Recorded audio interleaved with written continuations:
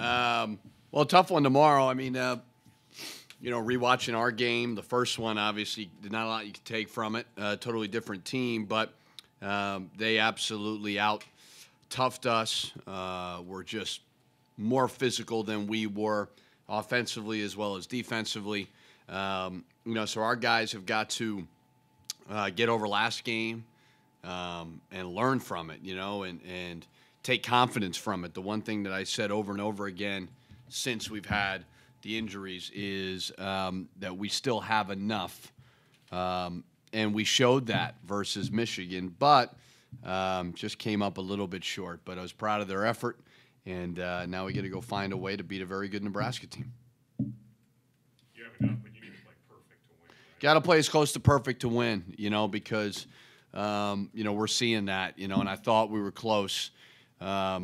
Dupree misses that three. I thought that was good. Then we go down and we just don't play great defense. So we've got to play as close to perfect. I mean, that's evident, and that's hard. That's hard to put on our guys, but that's the hand you're dealt. Isaiah obviously played with Mason very well. That's something, obviously you envision them to score 48 points, probably not, but those two together, something going into the season, You thought that. I didn't think that. You kept saying that over and over again, that Isaiah and Nate are going to start, and that was you deeming that for some reason. But you said that they could play together. Yeah, maybe. Yeah. Well, we don't have a lot of options. So, Isaiah, I'm not going to rely on a freshman to score 26 points. He's still got a long way to go. But Dupree's really, really hobbled. Really hobbled, and it's evident. So if we can turn to him a little bit more, because the one thing about Dupree, he's older, so he's a junior, but he's reliable. And when you can't rely on him, and you got to replace him with freshmen, that's hard. And we had two freshmen in overtime, who made mistakes in overtime, so they'll learn from him. But Isaiah's he's slowly showing growth, and he's got to continue to grow. You look at the box score; he's got 26 points, and you think, okay, that's his breakout game. Maybe he's taken a step, but I guess beyond getting the shots to fall, what did you see? Maybe some significant. He's just got really, really bad habits, and he's a freshman, and it's just takes him time. It's going to take him time, and if there is kind of a silver lining of all this is, we're going to need him to play more, and he's going to have to figure it out. But his habits are on a daily basis, just practicing hard, just understanding that, and it's just it's going to take time. But I know he knows there's a great opportunity for him moving forward, and he's got to take advantage of it every single day. How's his shot selection? Better last game, I'm not a genius by any means, but when you're shooting, 11-16. no, that's the game. Hold on one sec, Doogie. 3-point percentage. Just relax. When you are shooting 20% from the three, you probably shouldn't shoot a lot of threes, and that's taken him some time to understand that. I think freshmen sometimes want to prove you wrong. Like, no, I can make shots. It's the degree of difficulties of the shots that he's taken. Last game, he was productive. He was 2-foot finishes at the rim. So much, much better last game. And I think that if he continues to understand where his bread is buttered, he's a terrific passer. He needs to continue to go by people and make plays. So I think he's getting it. I really do. Slowly but surely, I think he's getting it. This is status for Amir. Still day to day. Amir and Dupree are not practicing. With Amir, it's more pain tolerance. We want to rehab him and get him to a point where he feels comfortable playing. He's a tough kid. He wants to play, but it's a matter of we want you to be as free from pain as possible. So he's still there. I think that Northwestern game, he definitely retweaked it a little bit.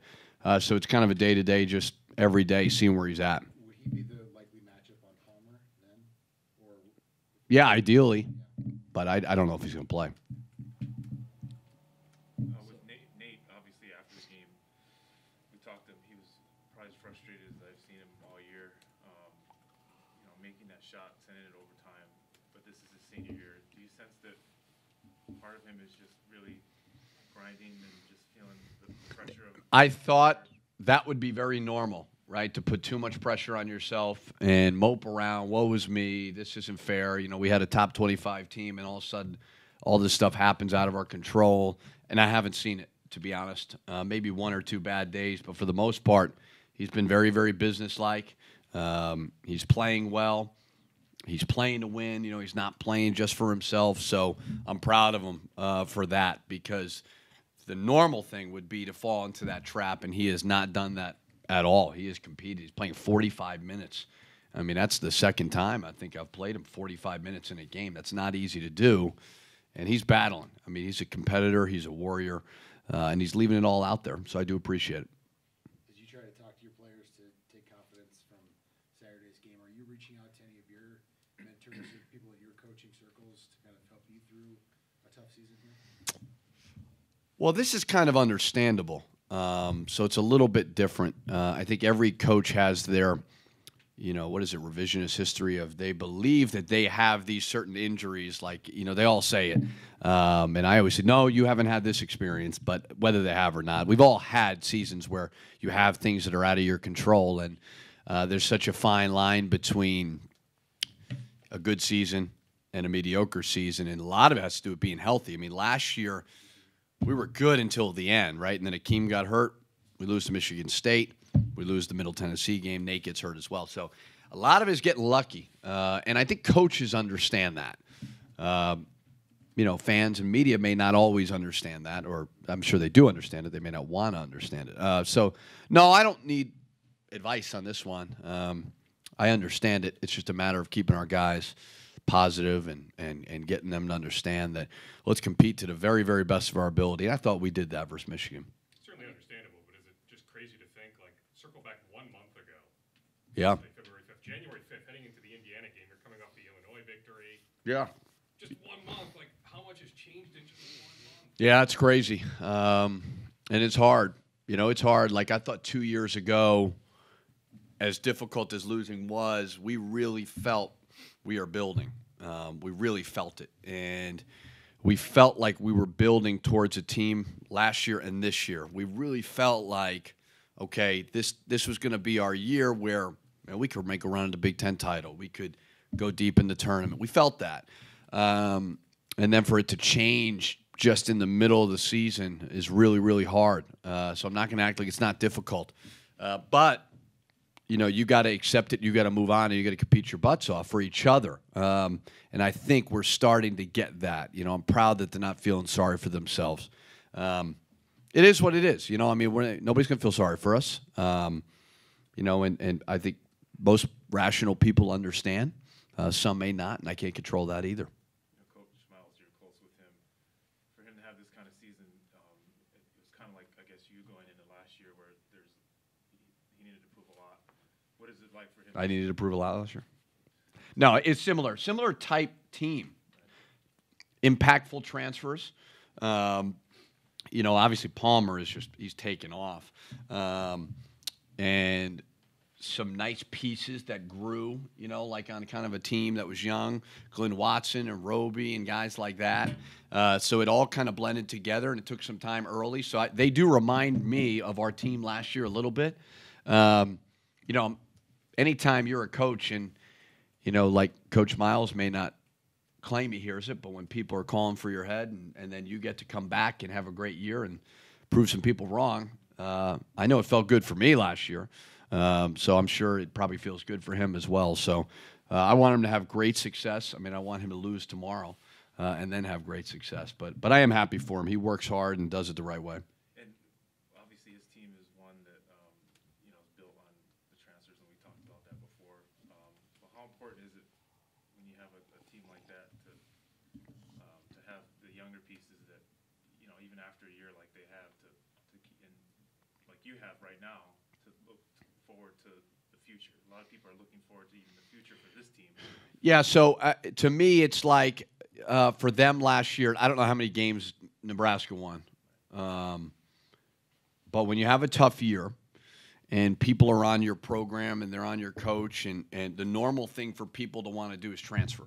And I want to say he lost some Big kid went to Marquette, I believe. Forget the kid's name, the undersized kid. Another kid went to Iowa State, Jacobson. And there's like this negativity swirling around your program. And people have to make a decision of whether or not to grind it out and stay. So the Glenn Watsons of the world, the Robies of the world, those guys that toughed it out and believed, like you better believe in that locker room, like there's some trust. It's the same thing with us with Jordan, Nate, Dupree, Bakari, Gass, all those guys, you know. So I'm sure that's, you know, formed a pretty good bond for them as well, and they're probably appreciating each other. Couple more, Coach. Did you make it to the Super Bowl? I did. It was a great game. Had a lot of fun. Went with my wife, and she's a big Patriots fan, and great environment, great game, and obviously an awesome stadium. I've never been in there for a game. So I don't normally go to football games during the season just because I'm miserable and I don't like to go out in public. But it was, it was an awesome experience, and obviously great for our state to show. Are there any lessons whatsoever? This might sound goofy that you can use on your team watching the Eagles when everybody doubted the Eagles. And I don't know. I'm trying to Tough one, Doogie. I like that. I like that. You're trying. I mean, everybody doubted the Eagles, though, right? I mean, even heading in, even as the 1 seed, they beat Atlanta. Then there were doubters. The Vikings were favored. Nobody was picking the Eagles last night, right? They find a way. I think a lot of people picked the Eagles. I was very surprised at how many Eagles fans there were there. I mean, it was 70% Eagles fans. So it was great because one thing for me is, I mean, I want to beat traffic so badly. And so Brady fumbled, and I told Jill, I'm like, we're out. And, like, it was great because all these Eagles fans were staying. So I was home in 25 minutes, which was awesome. But, no, I have not drawn the Eagles comparisons yet. I'll work on that. I try. You do try when the – yeah, no. I thought of it, though. I did think of it. Seriously, I did. Who was more upset, your wife or you, after the loss? My wife was more upset, and I remember. So her dad is a huge Patriots fan. So like psychotically, in my own little way of being a pain, I root against them just to upset him, as the son-in-law does. But you know, I really was rooting for them. I've gotten to know Coach Belichick. He's always been awesome to me, really, really gracious to me, and so you know, I was there to root for them, obviously, and my wife is all stressed out sitting next to me, and I'm like, Jill, like, you can't stress out over our team and the Patriots. And so she was like, yeah, you're kind of right. You know, but it's I was disappointed for them just because Coach Belichick, like I said, he's been very, very good to me and my family. So you'd have kicked yourself if you'd have left early and then Brady would have converted the Hail Mary pass? I was listening on the radio. I would have. It was a risk. You have to beat traffic. That's a risk you're willing to take, as we've all done it before. Spoken like a true Minnesotan right there. Yeah. Well, some guy thanked me because I didn't leave, and some guy came up to me and was like, "Thank you so much, Coach, for not leaving. That's awesome of you." And then they fumbled, and I'm like trying to get out so he wouldn't see me, so he wouldn't shame me as I walked out. But he was an Eagles fan, so he was like hugging his wife or something. And to get home with the babysitter, right? Yeah, something like that.